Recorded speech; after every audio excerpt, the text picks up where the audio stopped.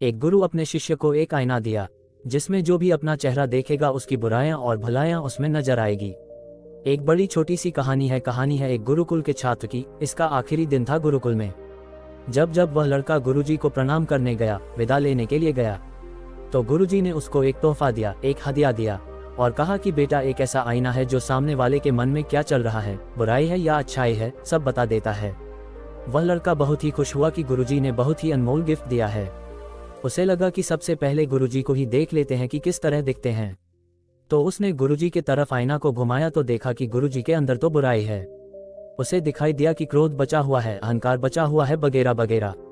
उसके गुरुजी थे, वह कुछ बोल नहीं सकता था। उन्होंने ही इसको गिफ्ट किया था तो चुपचाप प्रणाम करके निकल गया। और जब बाहर जा रहा था घर की तरफ तो सोच रहा था, कैसे गुरु है जिनको मैं अपना आदर्श माना, अब इनके अंदर भी बुराई है। इन्होंने अपनी ही बुराइयों को खत्म नहीं किया, इनके अंदर बुराइयां बची हुई है। उसे लड़के का अपने गुरुजी से भरोसा टूटता जा रहा था। रास्ते में उसको अपना एक पुराना दोस्त मिला। उसे लगा कि इसका भी जांच कर लेते हैं। तो उसने अपने दोस्त को भी दिखाया, कहा कि देखो भाई, इसमें अपना चेहरा। और उसके मन के भाव पढ़ लिया कि उसके अंदर भी बहुत सारी बुराइयां हैं, काम, क्रोध, लोभ, मोह बचा हुआ है। उसका भरोसा टूट गया दोस्त पर से भी। आगे बढ़ा तो उसे एक रिश्तेदार दिखाई दिया तो इसे लगा कि चलो इनका भी हाल जान लेते हैं।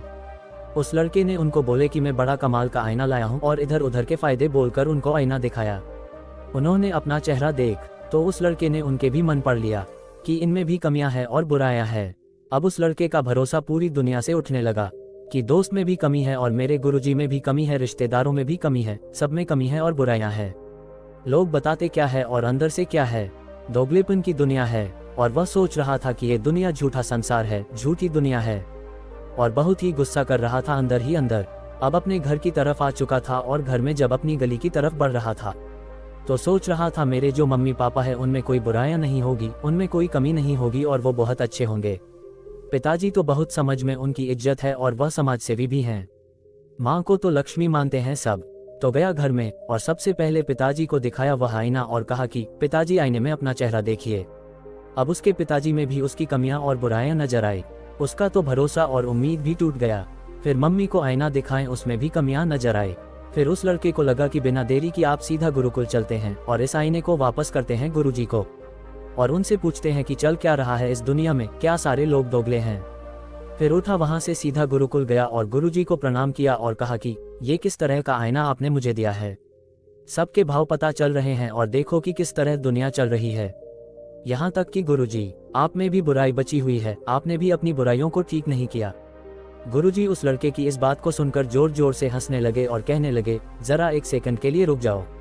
फिर उन्होंने उसे आईने को उसे लड़के की तरफ घुमा दिया और कहा कि अब अपना चेहरा इसमें देखो। और फिर बोला कि देखो कितने सारे बुराइयां तुम्हारे अंदर हैं। उस लड़के का पूरा मन मिला था, कहीं पर भी निर्मलता नहीं थी। उद्धरण चिन्ह। फिर गुरुजी ने उस लड़के से कहा, बेटा, मैंने तुमको यह आईना इसलिए दिया था कि तुम अपनी बुराइयों को देखो और उन बुराइयों को अपने अंदर से मिटा दो, उसको ठीक करो और अच्छे इंसान बनो। तुमने पूरा दिन निकाल दिया ये देखने में कि किसके अंदर क्या बुराई है, जबकि यह नहीं देखा कि मेरे अंदर कितनी बुराइयां हैं। ये दुनिया में सब यही तो कर रहे हैं, एक दूसरे की बुराइयां देख रहे हैं और उन बुराइयों पर बैठकर डिस्कशन कर रहे हैं और अपना टाइम वेस्ट कर रहे हैं, बजाय इसके कि अपने अंदर जो बुराइयां हैं उनको ठीक करके एक अच्छे इंसान बनने के बजाय ये सब कर रहे हैं। हमें सबसे पहले अपने अंदर की कमियों को खत्म करना है। सब ऐसा करने लग गए तो दुनिया अपने आप ही निर्मल बन जाएगी। लेकिन दिक्कत यह है कि सब बुराइयां दूसरे में ढूंढ रहे हैं। आपको यह एक अनमोल आईना कहानी कैसी लगी और इस कहानी से आपको क्या क्या और सीखने को मिला, हमें कमेंट करके जरूर